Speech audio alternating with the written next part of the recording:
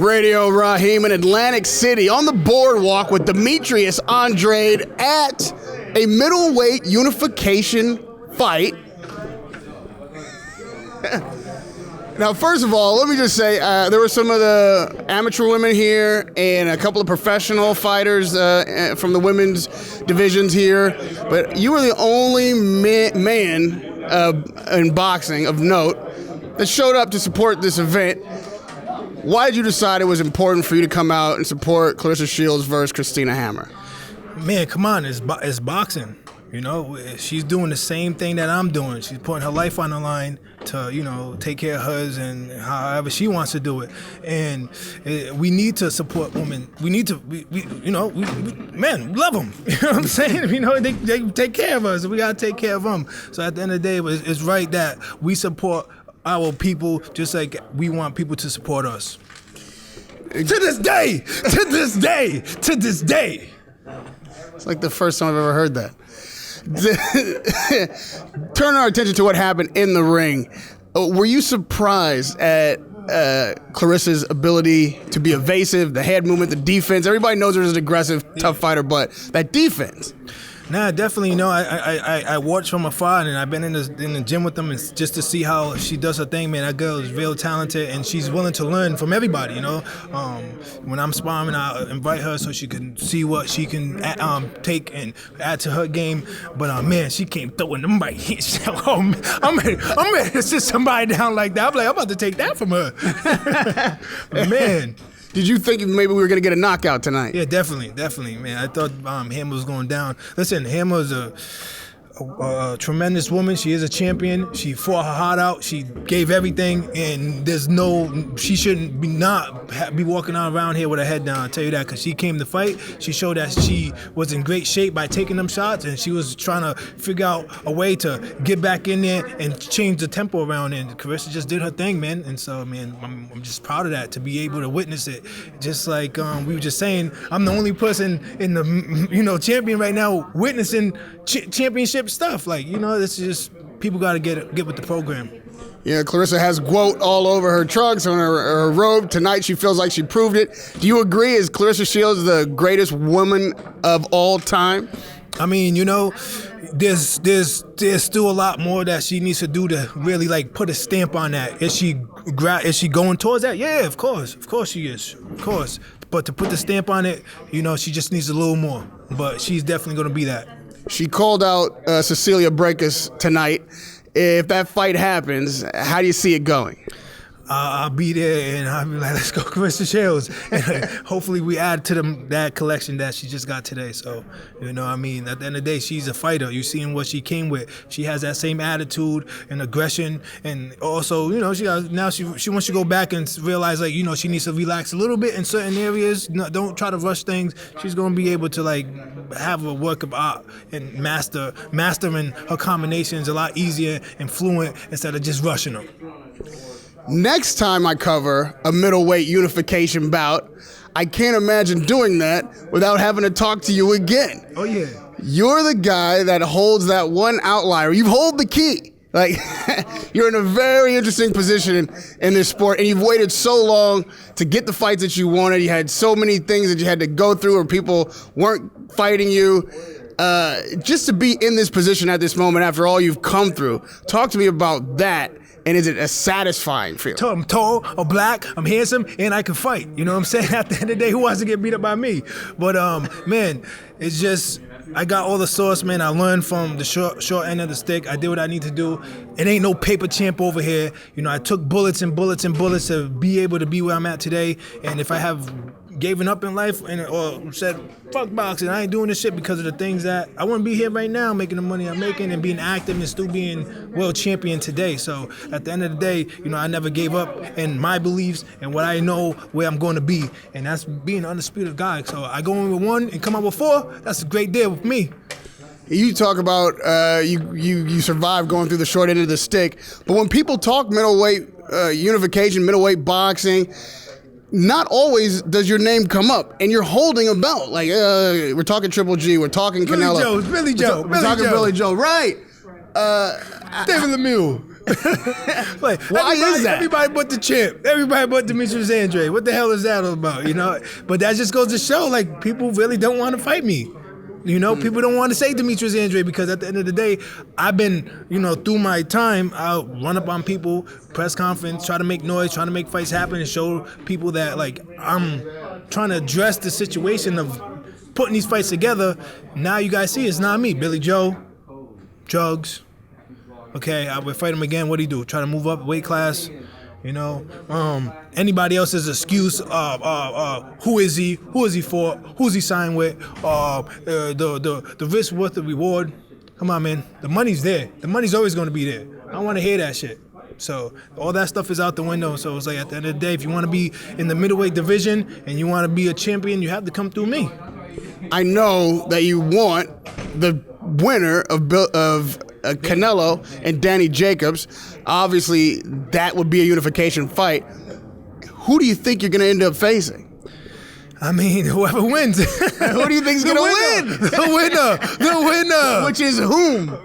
On May 4th, we're going to find out who wins. And we're going to figure out that day which will lead me to be able to fight for the unification bout. Well, knowing what you know about boxing, obviously, you have to have some opinion about how the matchup's going to go. Well, what do you think's going to happen? I mean, it all depends on who shows up. You know, when Canelo fought Triple G the first time versus the second time, two different people.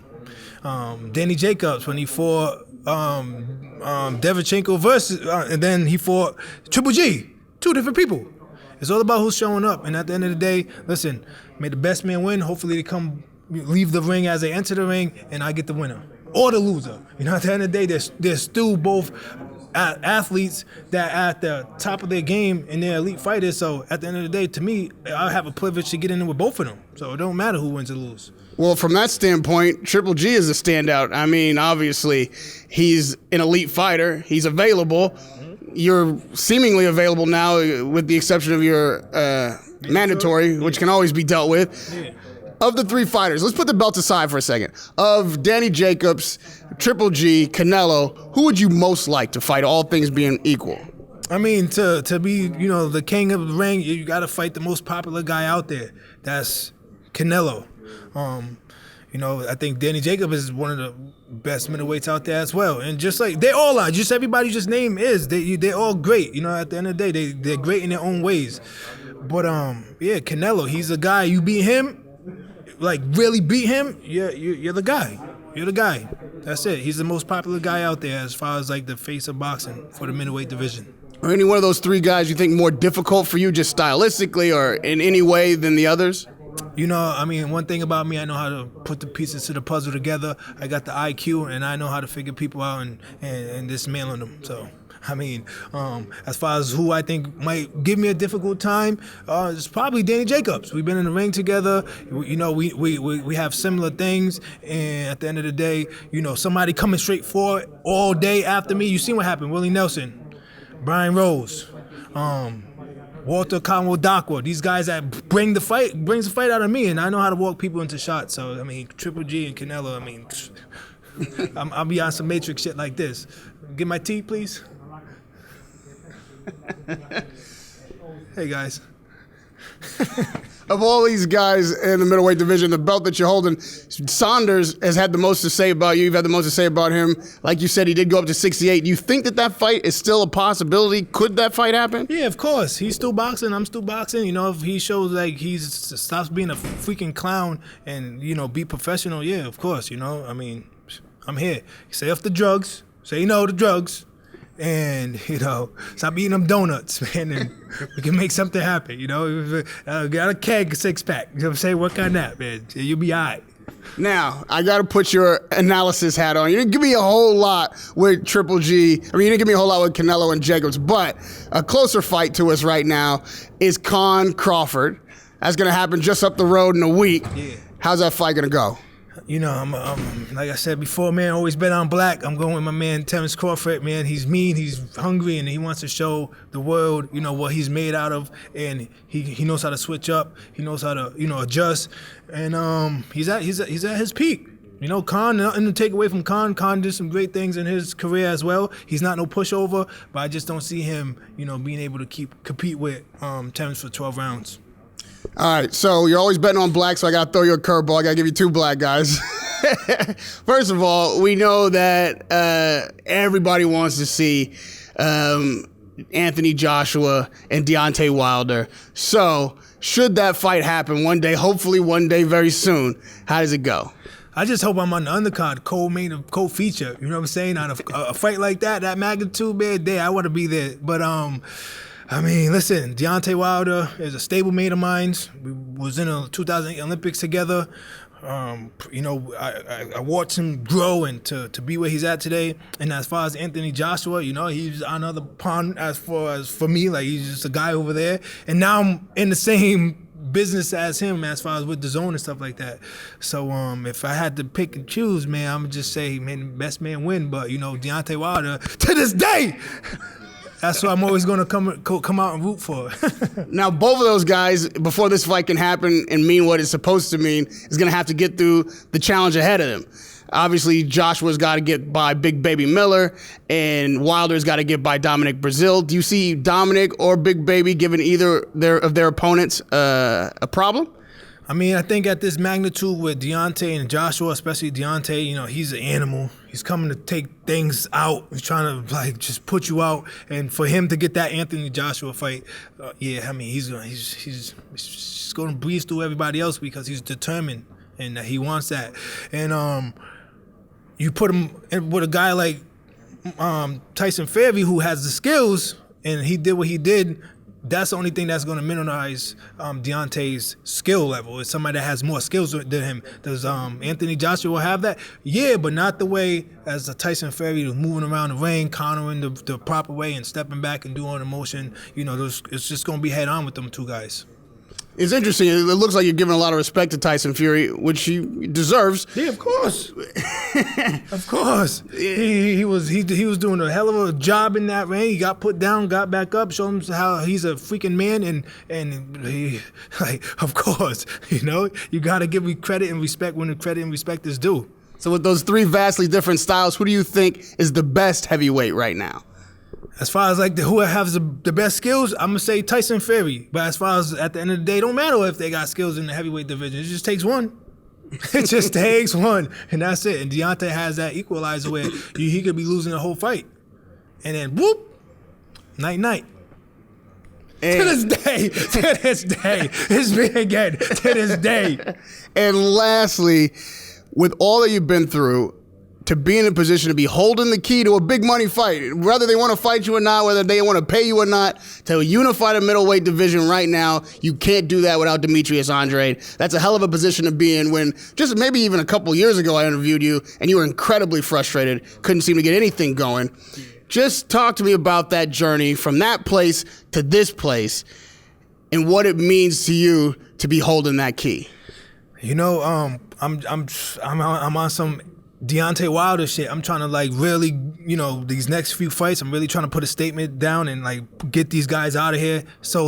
But if I do that, then it's going to be worse because then I can't get the fight. So I got to take it easy. So I really can't, you know, put too much pressure and beat these guys down because they're already scared to get in the ring with me for some reason. You know, going through the stuff I went through, I mean, just taught myself what I can go through mentally, physically, and at the end of the day, if you give up in life, you never can even make it, even though, like, a couple more steps, you're at the diamond. So I'm at the diamonds, world champion. You know, I could have took 2 tune-up fights. Nah, I didn't want 2 tune-up fights. I'm too seasoned for that. I wanted Billy Joe Saunders off 1 year layoff. No, more than a year, 19 months or something I've been off for. I'm like, yo, Billy Joe, I would have whooped his ass if we got in the ring. You know what I'm saying? But Conquer Doctor took his black eye, but you know, I'm just, you know, I'm gifted, I'm blessed. The Most High gave me all these abilities to use them, and the strength and the mental strength to be able to carry on and hold stuff without, like, lashing out and doing things that will put me in jail or underneath the ground and stuff like that. So, I mean, at the end of the day, man, just keep your head forward and keep it high. Radio Rahim with the WBO middleweight champion of the world, the man holding the key to the unification bout, Demetrius Andrade. You feel the ground shaking? You feel? Yeah, those are power shots. It's power shots. Shaking a little bit, man. I feel other fighters shaking. Yeah, there you go. All right, man. It's a pleasure to talk to you. Appreciate you. All right.